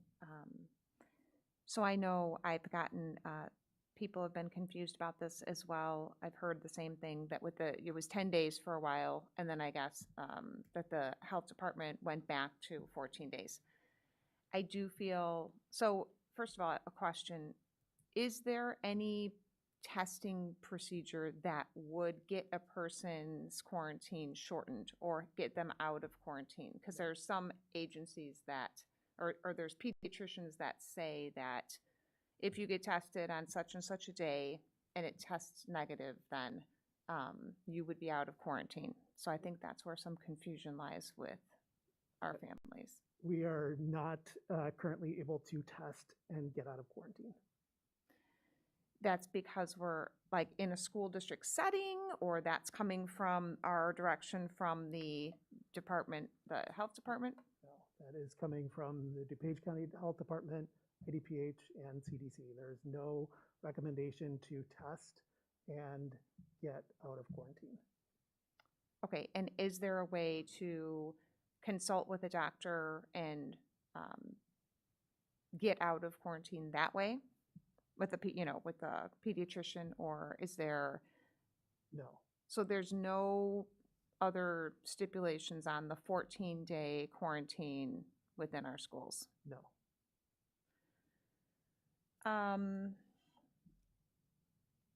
Okay, and then my other comment on that is just, I think probably what the health department or the CDC was thinking when they shortened the quarantine from 14 to 10 days is, I agree with Jim that finding a balance with those recommendations so that we have people abiding by those guidelines to the best of our ability would be something that I think is important. I mean, I understand there's 14, I know it was 10, then it went back to 14.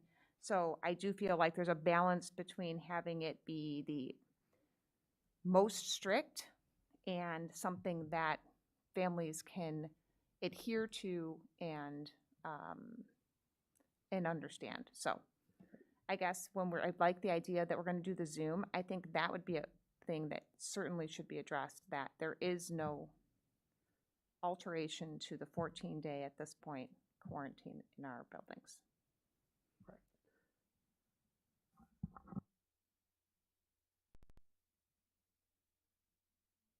Okay, so then sticking with quarantine.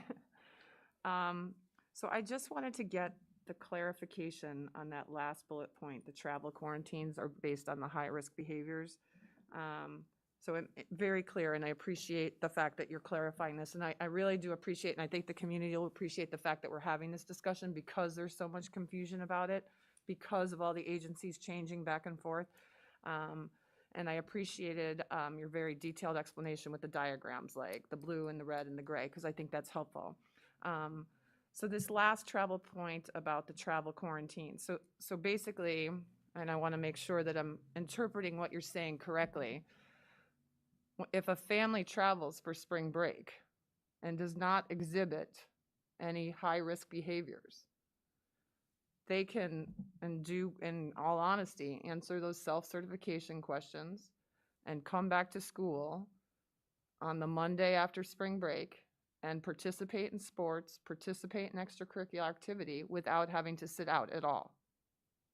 That is according to the current, as of today, IDPH travel recommendations, yes. Okay. So I think that is a big issue for many families that has been, I think we've all probably gotten questions about it. In both directions. I'm sure. Oh, absolutely. We're all trying to figure it out, and I do appreciate. That's why I appreciate this conversation, that we can have it, so that families have a clear answer. And I recognize this impacts our high school athletes the most. But now that sports are, IHSA is allowing sports to happen.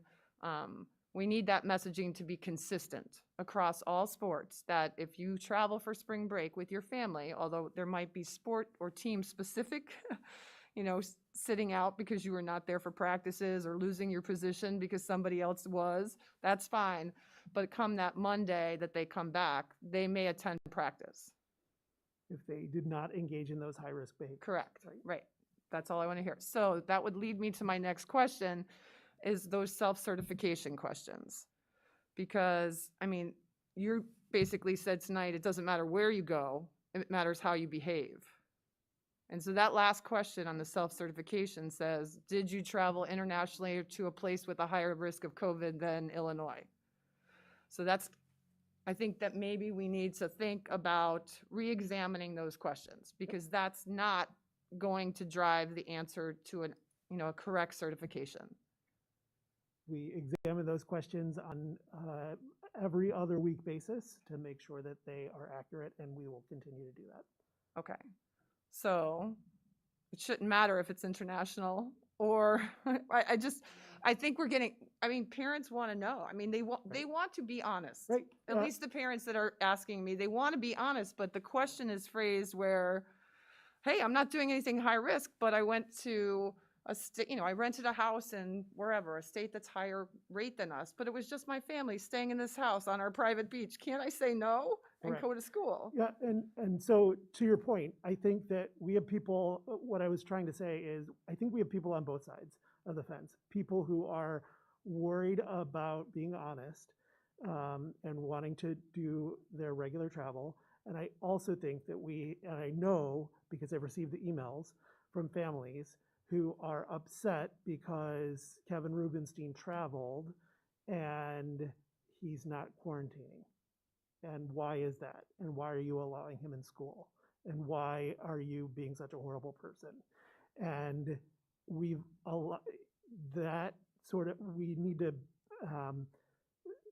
need to understand that that particular issue related to travel is a recommendation. It is the most unclear recommendation from the Illinois Department of Public Health that out of all of our colleagues, it has given us the most headache. And so it's a recommendation, and it's where they're at. And so that's what I want to just say is Yeah, that no, on both sides of the issue, it's really confounding. I absolutely agree. And I think the responsibility is on our families to be honest about their choices that they're making. It's not a judgment of those choices, but be honest because it impacts everyone. But I also think it's our responsibility to be clear that if a family's answering honestly, they don't have to stay home or stay home for 10 days after travel. So, I mean, I think with spring break coming up, I think that's a big issue. So families, no matter where they go, they can, if they do not engage in high-risk behavior, say no, and then show up. Their kids can go to practice on that Monday that they return to school. So I appreciate that clarification. I think a lot of people will. And while we're on that quarantine thing, that 3-month window, I feel like some of those questions, right? Like I almost feel like when you're examining, when you go through your biweekly re-examination of the self-certification questions, maybe there should be a question, the first one that says, have you recovered from COVID within the last 3 months? Or have you been vaccinated, fully vaccinated within the 3 months? Because then if I have a runny nose, I shouldn't be subject to the same kind of oversight or concern as somebody that has not.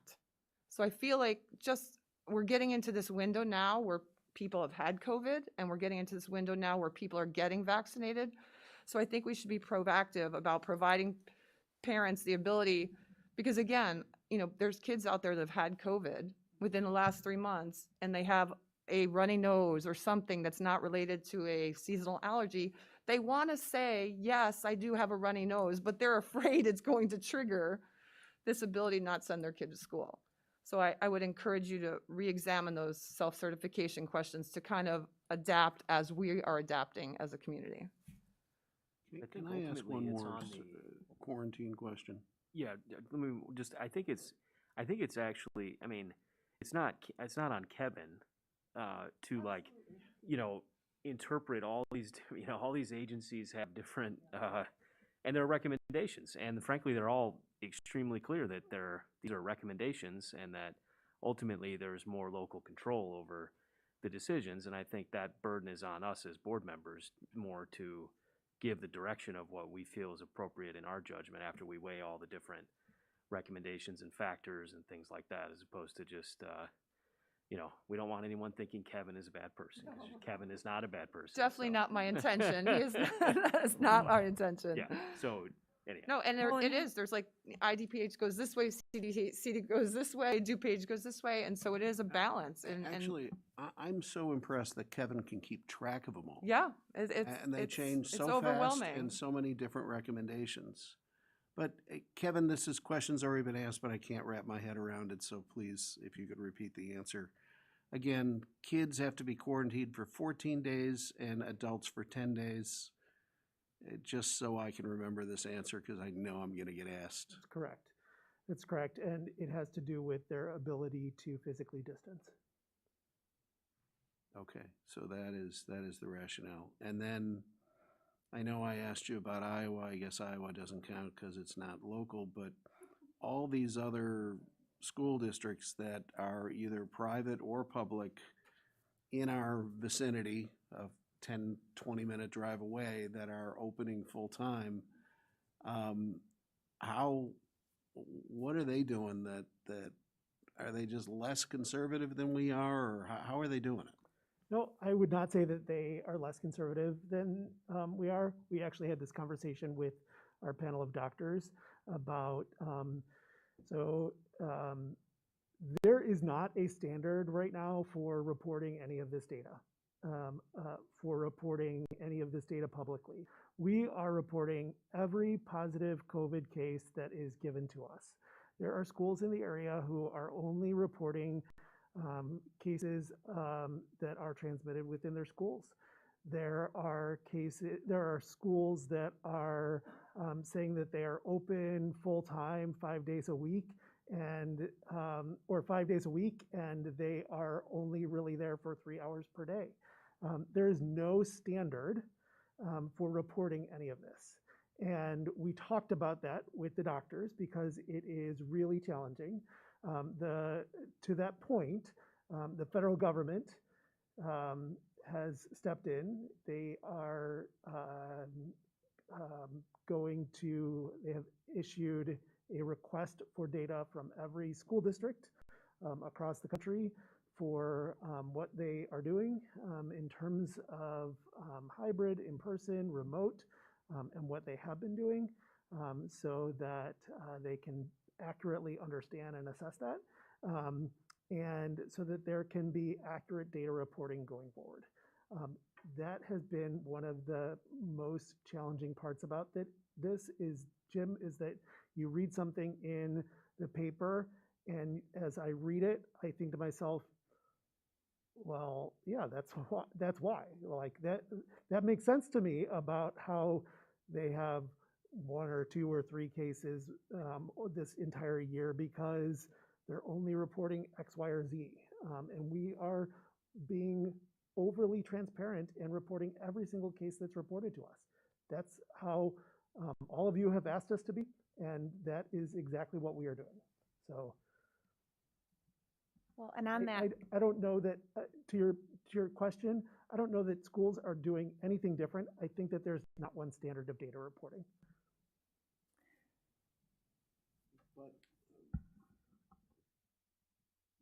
But the fact is there have not been huge calamities in these schools, mass. And nor have there been huge calamities of COVID outbreaks in our schools. And so everybody, I think, is doing the best that we can. And our schools are open, and our schools are, and our students are here. And they, while our students are here not 5 days per week, as I would like them to be, and everybody sitting in this room would like them to be, I think that the idea remains that we're open, and we're open for business. And so the challenging part about all of this is that, we hear on the news, the challenges of reopening schools. What they're really talking about is schools that are not open at all.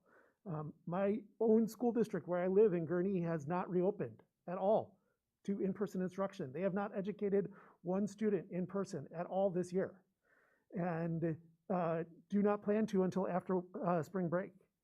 And so, when we hear about reopening schools on TV, that is what people are talking about. And we are in an area where people expect more of our schools, and we understand that. Everybody in this room understands that. And we're working as hard as we can to do that. There have not been calamities. There have not been massive failures, and we are working as hard as we can to get this going. Could I just ask one more follow-up question? I'm sorry. I just wanted to say one thing to your point, Kevin. I think another thing for the community, sometimes it's hard to understand when you hear that other districts are full in person. Everybody's in. That varies so greatly based on the amount of space that a school district has, the percentage of families that have chosen for their children to be in school. So a district saying that they're full in person, all of the districts that I've come across are still at 6 feet or very close to it. So I think that it's just good to, like you're saying, to look at all of the details of those statements and what full in person means. Absolutely. I think that Beth made a comment that we indicated last week during the presentation, and that is that one of the factors that we're facing that is different than probably, well, very close to every other district that we're talking about is the percentage of people that are asking to be in person. Other districts are able to do things differently because they don't have that hurdle. Yeah, I think Beth's point and Dr. Moyer's point is spot on. So it's frustrating to hear when the community slams everyone for this district's open, this district's open, as it really is at times comparing apples to oranges. It really is. So I completely agree. I did want to just comment on the thing that you said about contact tracing and how exhaustive it is, because it does sound like a crazy, overwhelming task. I do recall, and, correct me if I'm wrong, that we approved the contract for contact tracers. We have hired 2 additional contact tracers to alleviate the burden primarily for the evenings and weekends. So what has been happening is that somebody will be COVID positive we'll get a call on a Saturday or an email on a Saturday that a student is COVID positive. And so then Jen Conwell, myself, the nurses are doing contact tracing all weekend long and contacting parents and families. And so we've hired 2 additional contact tracers. And so when you say nurses, do you mean the 2 contract people that we hired to do this? They are district employees. Okay. And so they are going to be assisting us with that. Going to be and have not yet begun. I guess I'm just trying to see, has there been any relief from this hiring? Absolutely. They started this week. So, yeah.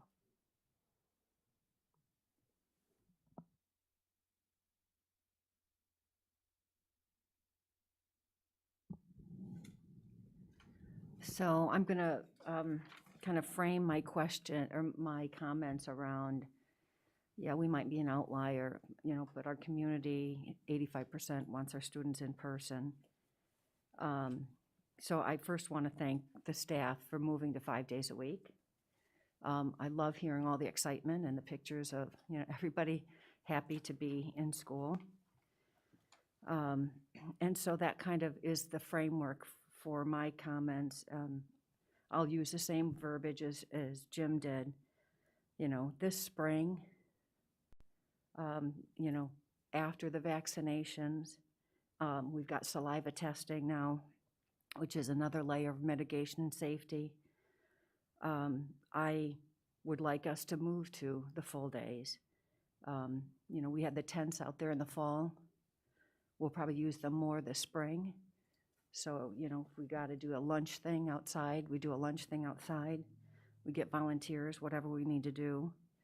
Because I think that all the hard work that you've done, I think what we need to look at is what is produced. That's the recognition is, that we don't have the volume, we don't have the numbers, like you were saying, Kevin. We've done the right things.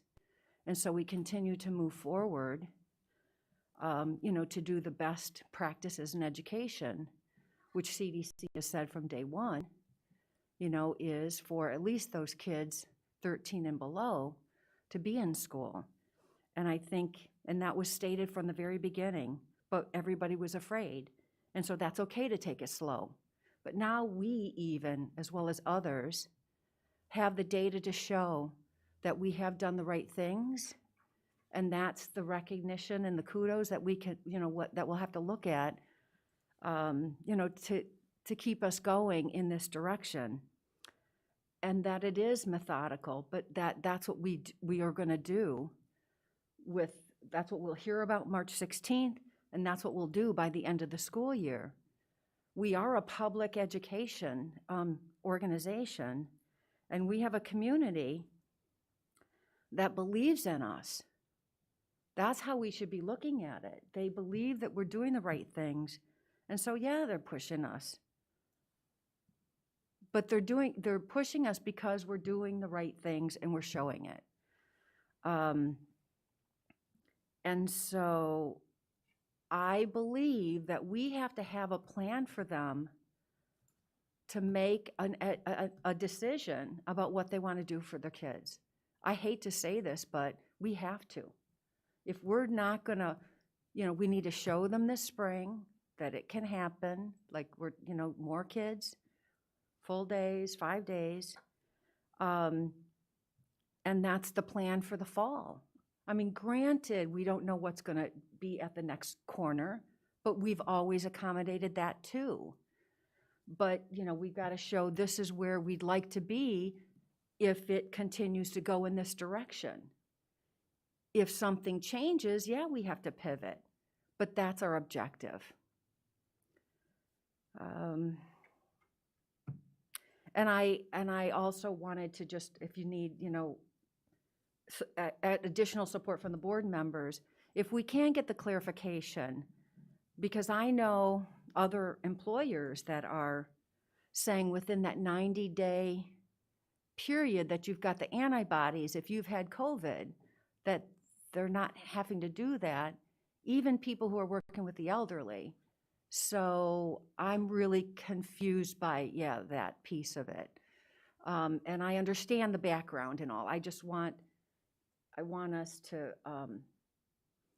like push people a little bit from the standpoint of, wait a second, why are you saying that? It really doesn't make sense. I can understand maybe afterwards, but I mean, if they've had COVID, they've got the antibodies, then they get the vaccination. I haven't heard anyone that says that you have to treat yourself and others around you as though none of those things occurred. So I'd like the validation.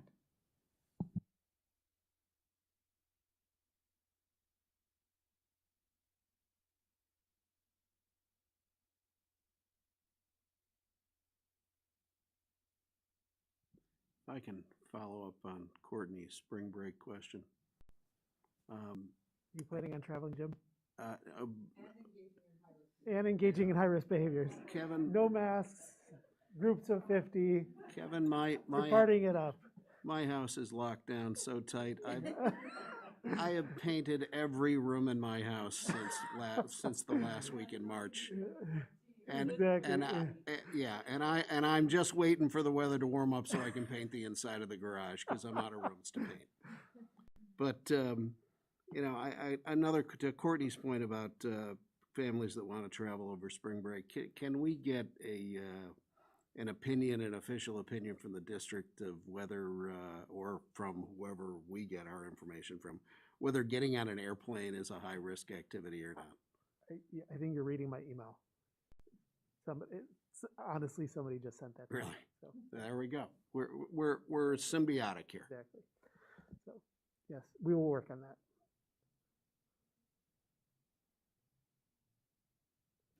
Okay. Oh, go ahead. Nope. Just one more, and I just wanted to, I had my quarantine stuff, now I have my reopen stuff. I want to reiterate most of the comments here tonight that, you know, I specifically recall in our vote for testing that we made the point that testing was not supposed to be used to get us to hybrid, right? Like, in that, as a board, I think that was something we spoke about specifically, that it was a tool that we were going to use to get from hybrid to full and in-person. So our community is agreeing to do this under, I mean, that was a discussion point at that meeting. I remember having it. I think it's fair, and I think for our community to demand that at March 16th meeting that we have a plan on how we're going to be open 5 days, 5 full days, at all of our levels. Right now, our elementary schools are in 5 days, but not only until 1:15. I mean, I think come April 12th, give it a week after spring break, which gives enough time for teachers to make the adoptions that they need to do to their classroom to get them ready. I think at York, you know, they're going to go back full days, you know, in March as well, but only at the block schedule. So that let's give them the time by telling them on March 16th, come April 12th, we're going to be in 5 days for a full schedule. Let's give them the time to plan. And I recognize that, and then, I'm sorry, middle school, obviously, we're going to be A-B hybrid by March 15th. Let's give them the time to plan to be back 5 full days by April 12th. Now, I say this assuming that our numbers, positivity rates will stay low, assuming that we don't have outbreaks, assuming that our testing data that we're taking in reflects our ability to do this. You know, our teachers are being vaccinated. We're establishing, still maintaining a 6-foot perimeter around our teachers with and adding the additional plexiglass mitigation. I won't be in support of anything short of that unless there are trends that are showing us otherwise. So I just wanted to be clear on where I stood. I think the only thing that really bothered me about the presentation, your bullet points, is that the April, May planning for the implementation of increased middle school attendance, it's too late. We have to plan now and bring this to a vote for March so that in April we can implement. We can't wait to April to discuss it because there's no time left. I think we can do this safely. We've done it safely. I applaud the steps we've taken. We haven't just pulled the Band-Aid off and say, everybody back in school. We have taken gradual steps, safe steps to keep our students and staff safe, and I think we can continue to do that. Okay, so I just kind of want to review the to-dos a little bit and make sure that, you know, we're all on the same page. So, you're going to talk about airline travel and I know airline travel and quarantines at travel at spring break. You're probably not going to actually go anywhere yourself, but you're going to tell everybody about how to quarantine. Exactly. All right. There is going to be a video on quarantines and testing. Is that correct? Coming out. And on March 5th through the 15th, there's a thought exchange that's going to launch for community engagement as one piece of community engagement. And then that's not for the intent. Do you want to? Yep. The thought exchange, March 5th through the 15th, is speaking toward planning for next year.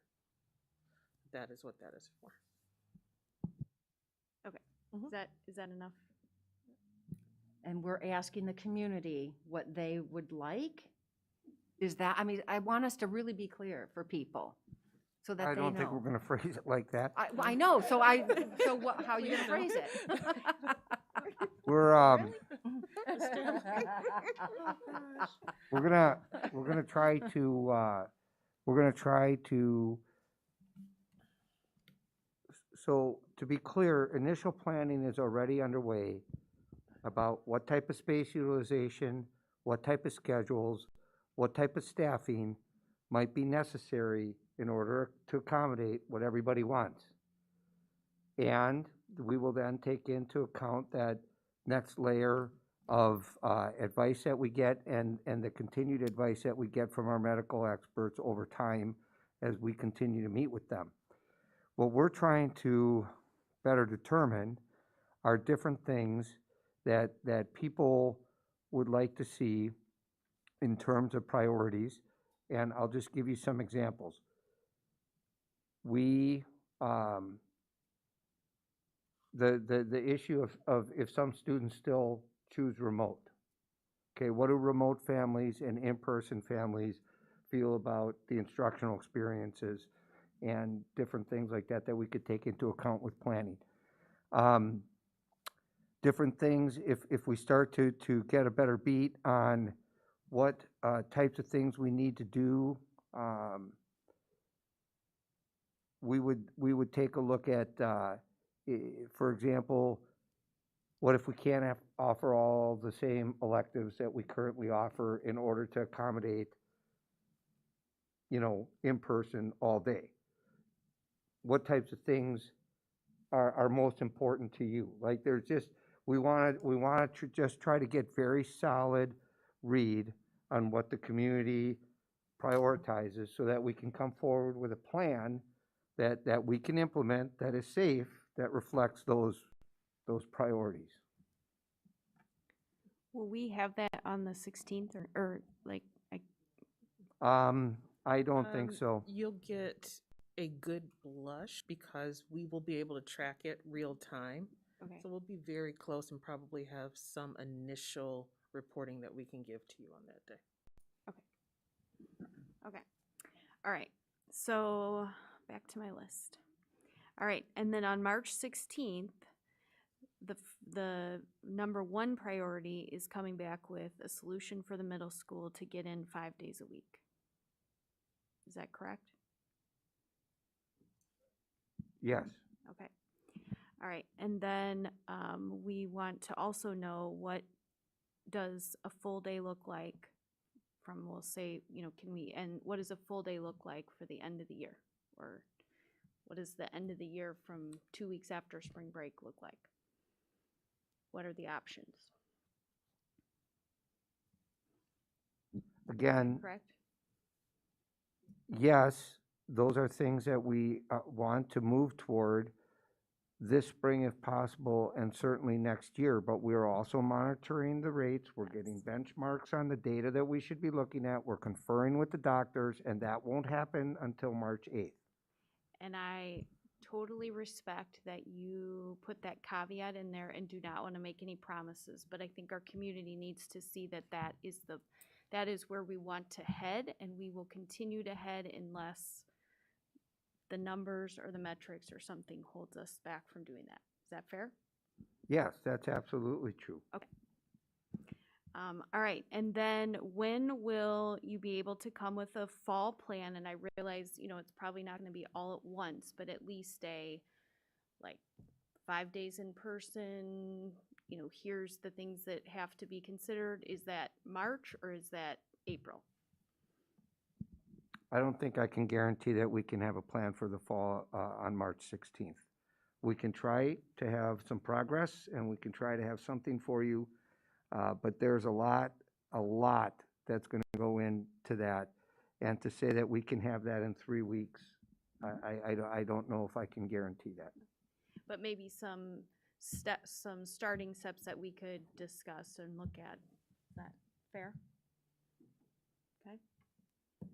Yeah, I don't, personally, starting steps would be great, but I don't want to take the time away from the plan that needs to be presented on March 16th to get our schools fully open in April. So if you guys have lots of extra time and have nothing going on. We know you don't. During non-contact tracing time, feel free to work on the next steps. But I feel, I think April's fine. I think April is a more reasonable ask.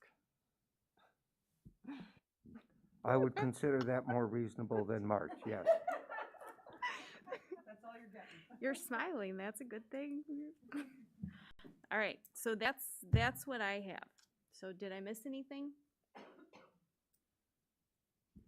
Review of the quarantine procedures, please. Correct. Thank you. Review the quarantine. And There's going to be a video we talked about. But that's kind of separate. That's So kind of that's- separate. that's There's part like of my travel concern is- quarantine. Oh, yeah. review of No, questions. that'll be part of Yes, the, the when we confer with the doctors on the 8th, that'll the be 8th, part of the it's part of it, yeah. conversation. And we will try to have some clarification on exactly what our practices are going to be so that that's clear. And that will occur before a video goes out, not after a video goes out. Please. No point in making a video if you're getting Yeah. a clarification that could contradict the video. Yeah, let's sync those up appropriately from a timing standpoint. Because some of this stuff, I just don't, I don't think the community is going to understand why a fully vaccinated individual has to quarantine for 14 days. I'm just saying it doesn't make sense to me. I doubt it will make sense to the general public. So we should clean that stuff up and get the second opinion, at least in my view, before we start going out, with videos and things like that, telling people what the procedures are. I think his hesitancy is that we already have somebody lined up who has already put together the presentation on quarantines and vaccines and all of this other stuff. And so that is. Well, but I just think then we have to separate and we have to do two, because we've got to do something before we start the testing on the 8th. So we'll That might be better give anyway that some thought. to do, I don't know, 2 different videos, like one on testing and one on quarantine. Can you separate them?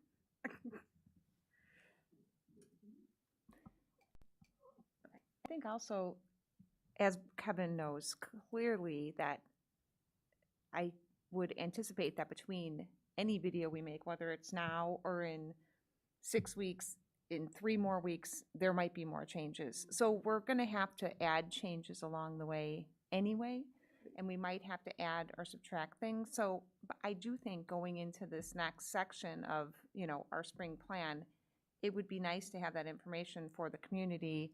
And if things change or the health department changes their guidelines as far as the vaccinated individuals, then we can communicate that out to the community at that time. Correct, yeah. I mean, on February 6th, the Department of Public Health released guidance about how to handle quarantines only for people who have received vaccines. Only for people and their guidance is if it's, like very, very specific guidance within certain windows, like all of that certain stuff. And so everything changes all the time. They're coming out, the DuPage County Health Department's coming out with another document pretty soon too that tries to boil down the CDC stuff into something that's a little bit more digestible. So we'll see what that looks like too. That may provide some local clarification on some of those items. Okay, so, did you have something? Yeah. Oh. No, I really appreciate you going through, Kara, the steps, exactly what we're gonna do. So I think it can be clear and concise, because I think a long discussion, and it's not always clear. So boiling it down, I think is really important. And I also think it's important that no one likes it, but understanding being able to be adaptive depending on what occurs. We have got to always keep that in the forefront of our mind. So we have a plan for exactly what we're going to do, and we have to be adaptive if by chance something changes for the better or the worse. Agreed. So that's all I have on my list, unless you wanted me to think of something else, because I'm pretty sure that. I'm expecting that about 9 o'clock tomorrow morning, so. But I think, this is, now we've given our direction and, let you guys go do the work and come back to us on the 16th with those plans. That's it, then we'll move on to the next. So thank you. And I want to say thank you in advance, because I do know that everyone doesn't realize how much work I don't think is going on behind the scenes to, figure out all the information on the quarantine, get a video together, get the community engagement, and, we are pushing. We are, we want to keep moving forward, and forward progress can be exhausting, so thank you. All right, next is FOIA's Freedom of Information Act requests. One on student learning loss, which was granted. January teacher and student attendance rates, which was granted. Percentage of certified staff teaching remotely, granted. In-person and remote student attendance, granted. Tweet of the week. Right. Tweet of the week, I'm going to rely on my new DJ, Kevin, in addition to his duties. Tonight's tweet of the week goes really beyond the person that I'm going to mention. It really is not necessarily a victory lap, but a moment of gratitude across our elementaries, and to celebrate the fact that we have our K-1s back in. I think Karen mentioned something about being grateful for that, as well as other people have mentioned it, the hard work that has gone in. But tonight, exemplifying that work, giving a shout out to Jefferson and Dr. Christina Pedraza, whose Twitter account is at Christina Pod. Bringing all of our K-1 students back in person has literally brought tears to my eyes. So grateful to our kinder and first grade at Jefferson D205 teachers who have worked hard to make this happen. Ignite D205, hashtag to Jefferson 205, and then a few other people that she has tagged in the post as well. So again, it's exemplifying while we're calling out Jefferson and saying, great job, it really is a district-wide effort. And special thanks to our elementary principals. They have worked, if I can say it, their butts off to make this happen. So we're back. We're continuing to move forward. Thank you. Okay, board communications. Board members present reports or share information with the board. All right. Okay, upcoming meetings. Yep. this isn't really board communications, but something dawned on me about this moving outdoor ed from 7th to 5th. What happens to these kids in the middle? Is there a plan? Do they just miss it? Sorry, that dawned on me well after the discussion was over. I'm slow. Well, we were going to just move it. We weren't going to try to, supplant this year's 7th graders next year and keep that cycle going for the next 3 or 4 years. That was not part of the plan. Probably why I didn't see it in there. Okay. All right. We have a special meeting tomorrow night, February 24th, 2021, here in district office at 6 p.m. We have a special Board of Education meeting on March 15th, 2021, here in district office at 6 p.m. And on March 16th, 2021, we have a regularly scheduled Board of Education meeting at 7 o'clock. And if there is nothing else, then we are adjourned. Thank you.